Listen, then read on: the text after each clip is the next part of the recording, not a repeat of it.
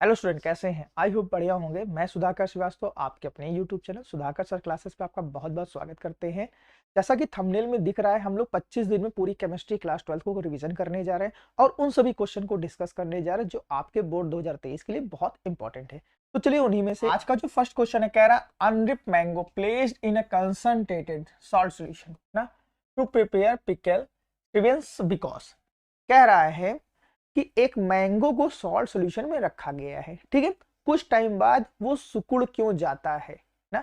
इसमें आपने पढ़ा होगा, ऑस्मोसिस प्रेशर का एक कॉन्सेप्ट पढ़ा है। ऑस्मोसिस में होता क्या है, लो कंसंट्रेशन से हाई कंसंट्रेशन के बीच में पार्टिकल्स का मूवमेंट होता है। पहली चीज हम चलो देखते हैं क्या होता है। देखो यहां पर हमने पढ़ा है क्या, लो कंसंट्रेशन से, ठीक है, लो कंसंट्रेशन से क्या होता है, हाई कंसंट्रेशन के बीच में, ठीक है, पार्टिकल्स का मूवमेंट होता है। ठीक है, पार्टिकल्स क्या करता है, मूव करता है। क्लियर है? ठीक है। अब देखो, एक हमने क्या किया है, कंटेनर लिया है, उसमें मैंगो रख दिया है, ठीक है, और चारों तरफ क्या है, वहां पे सॉल्ट सॉल्यूशन है। ठीक है, देखो इस सॉल्ट सॉल्यूशन का कंसंट्रेशन डेफिनेटली क्या है, कंसंट्रेटेड सॉल्यूशन है, लेकिन यहां पर इसकी कंपैरिजन में इसमें क्या है, वाटर मैक्सिमम है। ठीक है, वाटर क्या है, मैक्सिमम है। क्लियर है? और मैंगो में क्या है, वाटर क्या है, कम है। क्लियर है? तो जो वाटर मैंगो वाला है वो क्या हो जाएगा, बाहर धीरे धीरे लो कंसंट्रेशन से हाई कंसंट्रेशन के बीच में मूव करेगा। जब मूव करेगा कुछ टाइम बाद क्या होगा, मैंगो सूख जाएगा। ठीक है, तो इसका जो राइट आंसर बनेगा वो चलो देखते हैं। इसका जो राइट आंसर होगा, कह रहा है इट गेन वाटर, वो गेन करेगा, वाटर नहीं करेगा भाई। ठीक है, कह रहा है इट लूज वाटर, हाँ लूज वाटर करेगा ड्यू टू रिवर्स ऑस्मोसिस। नहीं भाई, रिवर्स ऑस्मोसिस नहीं है। ठीक है, ऑस्मोसिस में भी एक्सो ऑस्मोसिस है। ठीक है, कह रहा है it gain water due to reverse osmosis. नहीं भैया, कह रहा है it lose water due to osmosis. हाँ, इसका ये क्या है, राइट आंसर डी है। यहां पे ऑस्मोसिस भी हो सकता है और ये क्या हो सकता है, एक्सो ऑस्मोसिस भी हो सकता है। ठीक है, चलो हमारा जो नेक्स्ट क्वेश्चन है, कह रहा है the dissolution of the gas in a liquid ना गवर्न बाय। डिसोल्यूशन का मतलब होता है किसी चीज का डिसॉल्व हो जाना, चाहे सॉलिड का, चाहे लिक्विड का, चाहे गैस का, सॉल्वेंट के अंदर डिसॉल्व हो जाना, सॉरी। ठीक है, अब देखो यहां पे कह रहा है गैस किस में डिसॉल्व हो रहा है, लिक्विड में। ठीक है, क्लियर है? तो हमने एक लॉ पढ़ा है, हेनरी लॉ ना, वहां पे क्या होता है, mass is directly proportional to क्या होता है, प्रेशर। हम क्या करते हैं, जैसे जैसे प्रेशर को इंक्रीज करते हैं वैसे वैसे क्या होती, सॉल्युबिलिटी इंक्रीज करती है, किसमें, गैस में, जब वो क्या लिक्विड में डिसॉल्व की जाती है। बढ़िया सा एग्जांपल क्या है, हमने देखा है सॉफ्ट ड्रिंक ना।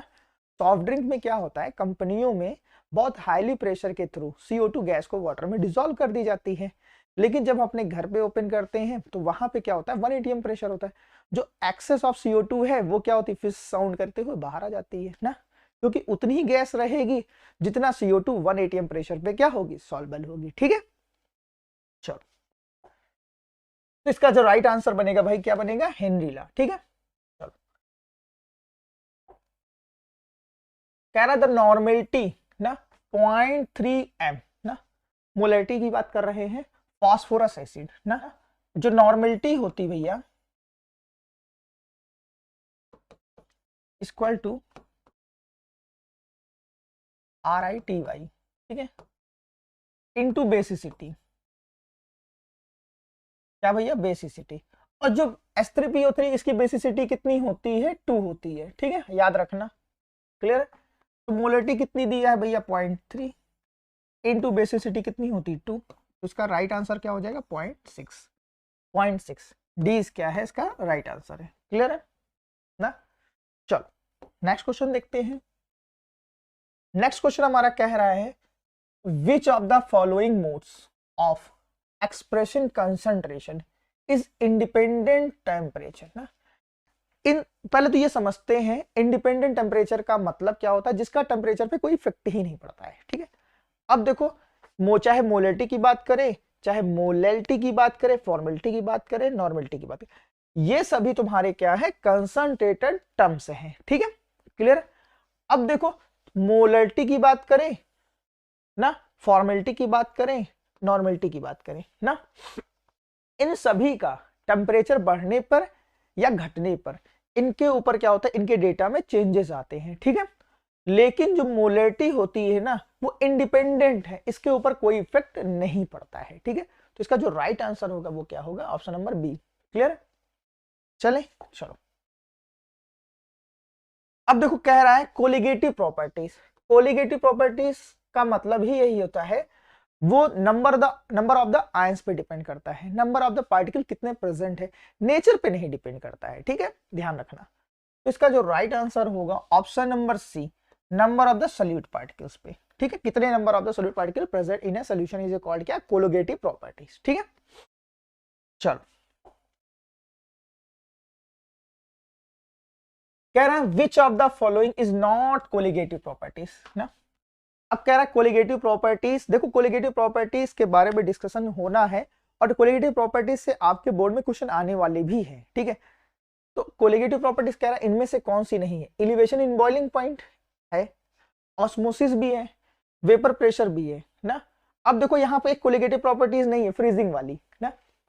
तो ऑप्टिकल एक्टिविटी इसकी प्रॉपर्टीज नहीं है, देखो यहाँ पूछ रहा है नहीं कोलिगेटिव प्रॉपर्टीज है, तो optical activity option number A colligative properties में मैच नहीं होती है। कोलिगेटिव प्रॉपर्टी 4 प्रॉपर्टीज है, ध्यान रखना, elevation in boiling point, pressure वाली, osmosis pressure, lowering the vapour pressure, और एक तुम्हारी फ्रीजिंग वाली, ठीक है। तो कोलिगेटिव प्रॉपर्टीज कितनी है, 4 है, ठीक। चलो, हमारा जो नेक्स्ट क्वेश्चन कह रहा है, देखो ये न्यूमेरिकल है, इंपॉर्टेंट बनेगा आपके लिए, ठीक है। इसमें हम लोग क्या करेंगे, वैल्यू पुट कर देंगे, आंसर निकालना आपका काम है, ठीक है। क्यों? क्योंकि जब तक आप खुद आंसर नहीं निकालोगे, यार बोर्ड का टाइम है, तब तक क्या होगा भाई, आपसे आंसर बनेगा ही नहीं, ठीक है। चलो, हम लोग वैल्यू पुट करने, कह रहा था relative lowering of vapour pressure, vapour pressure क्या हो जा रहा है, लो हो जा रहा है, ठीक है, क्लियर। प्रोड्यूस बाय डिसॉल्विंग, कब, जब 71 point gram of the substance हम डिसॉल्व कर रहे हैं कितने में, 100 ग्राम ऑफ वाटर में, यहां तक समझ पाए। और इसका जो वेपर प्रेशर कितना हो जा रहा है, 0.00713, द मॉलिक्यूलर वेट उसका आपको क्या करना है, फाइंड करना है, ठीक है। हम रिलेटिव लोअरिंग प्रेशर का फॉर्मूला जानते हैं, ठीक है, P A not minus P S upon P A not equal to X solute, ठीक है। अब देखो पी ए नॉट क्या होता है, vapour pressure of the pure component, ठीक है। पी एस क्या होता है, vapour pressure of the solution, ठीक है।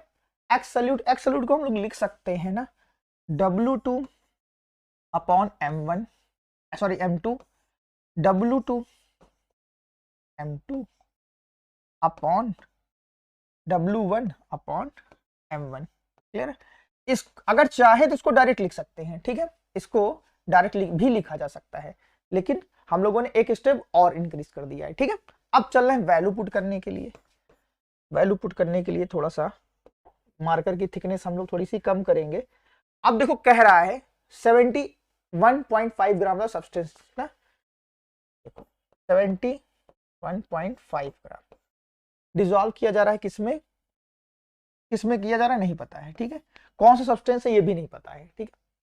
अब देखो ये क्या किया जा रहा है, फिर 71.5 upon M2 plus 100 gram of water में डिसॉल्व 1000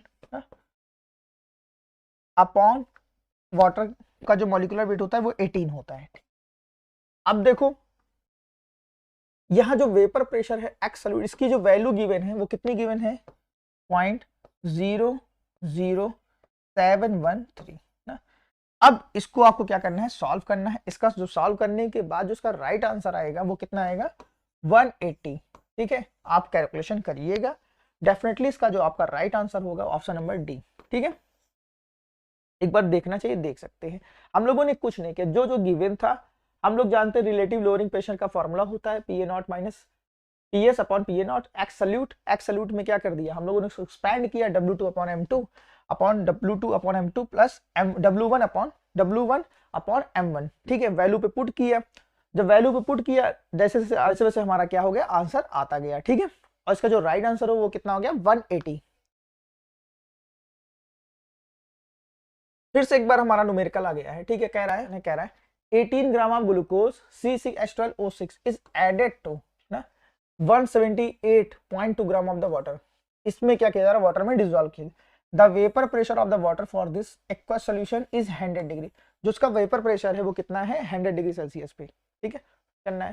देखो relative the lowering the vapour pressure क्या होता है, PA0 minus PS on PA0 equal to, formula लिख सकते हैं W2 upon M1 sorry M2 W2 M2 plus W1 upon M1।